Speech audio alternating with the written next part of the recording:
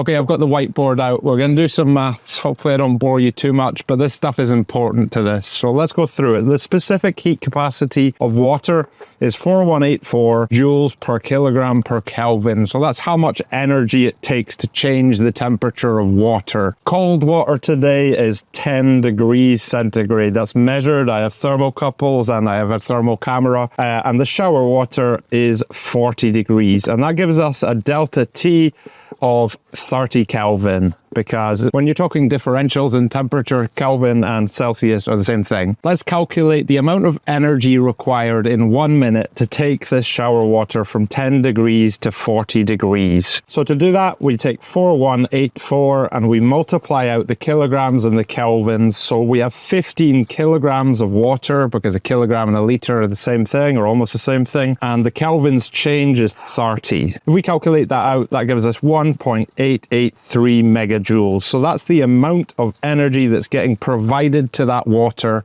to change it in temperature from 10 degrees to 40 degrees. So now we have to think about, where does that energy come from? It's come from two places: the water heater and the wastewater heat recovery system. We don't know right now how much is coming from the wastewater heat recovery system, but we do know how much is coming from the water heater.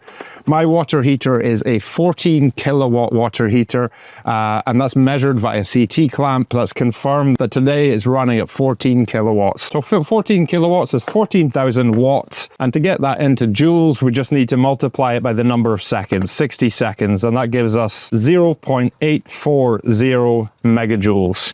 So now we have the total energy in the system, we have the energy that comes from the heater, and now we can work out how much energy is getting given by the wastewater heat recovery system. Is the difference between those two: 1.043 megajoules. Now we have that, we can work out a couple of useful things. The first one is the efficiency. If you look at the documentation from the manufacturer, I should be getting an efficiency of somewhere around 55%, but let's work it out. So the wastewater heat recovery system energy, 1.043 divided by total 1.883 times 100 gives us 55.4%. So we're bang on where we're supposed to be as far as efficiency is concerned. But we can also work out what the effective power of the wastewater heat recovery system is. If we just divide this 1.043 megajoules by 60, we get power, and that is 17.4 kilowatts.